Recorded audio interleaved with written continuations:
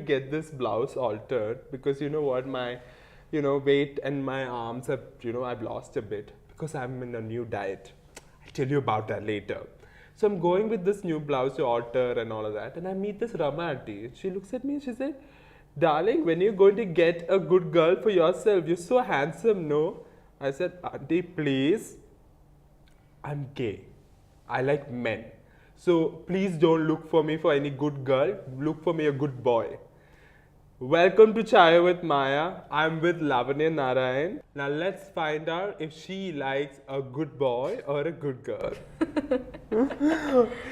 Welcome to the show, Lavanya. Thanks. Finally. So, before I get to like about you and all that, the fundamental question is, what kind of chai do you like? I am a coffee person. Oh my God! So, are you telling me that you have never drunk chai in your life before? Not strictly true. I like only Paso's chai for some reason because it's, I don't know, it's just really, really good. And, you know, when I was like, you know, all privileged and shit once upon a time, I decided to go for afternoon tea. It was actually an engagement gift from a friend. And I managed to have peppermint tea over there. Ooh. So that was pretty fancy. But other than that, girl, please. I like coffee, okay? I'm as South Indian as they come. Filter kapi, huh? Yes. Oh God. 3 years in Chennai means filter kapi for life. And that is 4 LYF. Yeah, oh my God, cool. Now, why don't you tell us a bit about yourself? Okay, so I am a writer. I am an actor, I am a journalist, I am a voiceover artist, I am a gender rights activist, I am a pet parent, I'm an all-time sleeper really. Yeah, I love If that was a job, I think we both will excel at it. Oh yeah. Oh man, I love sleep. It's like the best thing in the world. Yeah, I know. No expectations, nothing. But yeah, the thing I'm most proud of all of them is the pet parent thing because I have like 2 dogs and 2 cats, and they are the cutest things in the world. Right. And the 2 dogs are called Weenie and Beam Boy. Okay. And my 2 cats are called Virmandy and Gina. I remember like when you named your cat Virmandy, I was like, wow, that is an amazing name to put, you know, like. Yeah. So my partner and I, we adopted Virmandy first, and before we adopted him, we were brainstorming names about like what to name our cat, and we had come up with stuff like Mr. Bigglesworth from Austin Powers and things like that. The second I said Virmandy, Niranjan was like, that's it. We are naming the cat Virmandy, whether it's a girl or a boy. So, yeah. Okay, so now that I've heard a lot about what you do, like in particularly like you said you are into gender rights, you know, gender rights activists, and you know you write. I've seen a lot of articles that you've written for gender and sexualities. Now, what I want to ask you was like, what do you identify yourself as? Okay, so I identify as pansexual and gender fluid. Okay. Now the thing about gender fluidity is that you cannot alter it by surgery. I mean, so you're either born cisgender or you end up being trans, whether it's, you know, pre or post transition surgery. Surgery, right? So, but for gender fluidity, it's like people see you as your assigned gender, and I hate that. It's just like I just see the entire world as human beings really, and for me it's like I just want to be identified as gender fluid, and you know, just to kind of see, oh look, there's a human walking there. Has anyone ever thought about that? There's a human walking there, not a boy or a girl. So, you know, I just feel like we are all so stuck in that binary, and like it's, you know, I wish, you know, I wish people around us were able to recognize that, okay, you know what, there are other genders out there. Exactly. So. Exactly. Now, you said earlier, we know about gender fluidity. Like, the previous episode, we kind of touched about gender fluidity. Now, what people don't understand is pansexual. Like, what do you, like, if I'm new to the term pansexual, explain to me what pansexual is.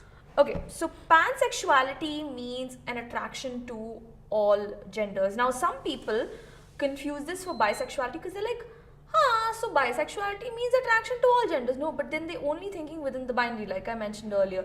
Pansexuality includes people who are trans, people who are intersex, people who are genderqueer, gender fluid, apogender, whatever it is.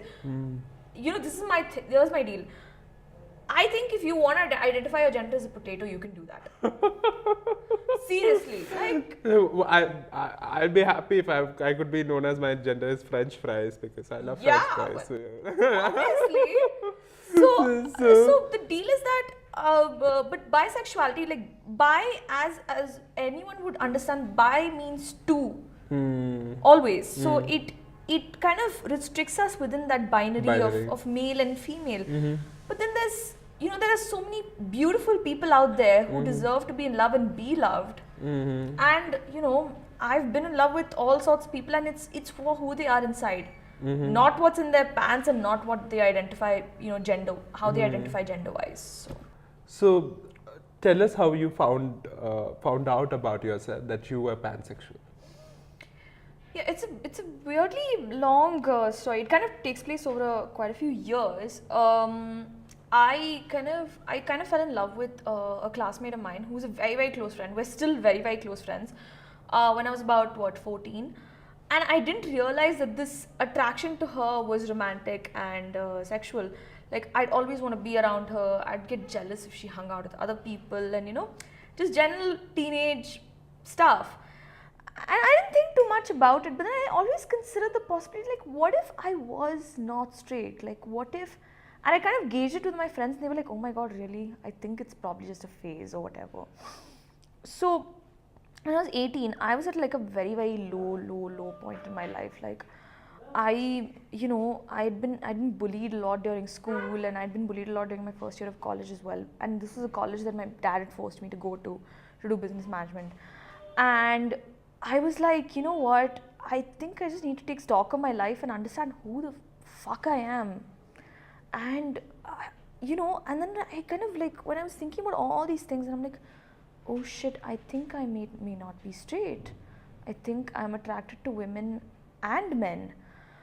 And then slowly when I was thinking more and more about it, I said, to me, getting attracted to the person is what matters. What is in their pants really doesn't matter to me. Like, I don't give a damn about who they are. If I talk to them and if I instantly form a connection, that's basically it. They could be anybody. And then I was identifying as bisexual for a while, until someone I used to know kind of pointed out and said, okay, I think the word you're looking for is actually pansexual and not bisexual. So since then, I've identified as pansexual. So, like, see, even for me, when I found out about myself, I didn't know these terminologies. That was like, I've always kept hearing being gay. That was it for me. That was only thing that I kept hearing. But I've never heard about being lesbian, being bisexual, being pansexual, being asexual, intersex. There's so many queer. So there's so much of transgender. So it was. These were like new things when I came out of the closet, or when I was finding out about myself. This is what. So I'm pretty sure that same journey that we both went through was similar, very similar, because I kept thinking myself that I'm going through a phase too, right? So no, so you know what? Like, our parents keep telling us, oh, the internet is such a bad influence. It's what made you think you were gay. The truth is that it actually gave us information, or rather it kind of brought clarity to what we were actually feeling but were too afraid to admit. Exactly. Yeah. See, like for me, when I came out, my mother said that Indranagar is the place that spoiled you. You have bad people in Indranagar. These people are the ones who are teaching you that to be free and to be gay. And I'm like, that doesn't make any sense.